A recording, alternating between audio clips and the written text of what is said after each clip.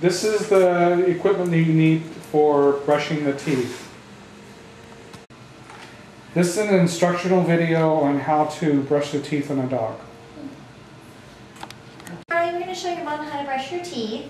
You can get toothpaste in a kit that all comes together with the toothbrush, or you can just use a pediatric toothbrush that's soft bristled, anything that's soft bristles. You want to make sure that you get the toothpaste that's for dogs, because if you use human toothpaste it can upset their tummy. So they come in different flavors, beef and poultry and malt and anything they might like to eat.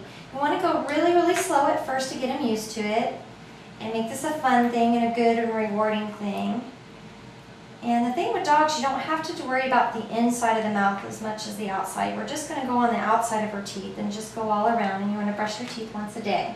So you just kind of start at the corner here and lift up her little lip there and just kind of stick the toothbrush in there gently like that. And she's going to lick, and that's okay. And just brush back and forth.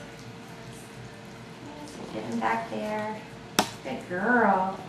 She's doing quite good. Just brushing her teeth like that. So, good girl, doing great. She likes it. She likes the flavor.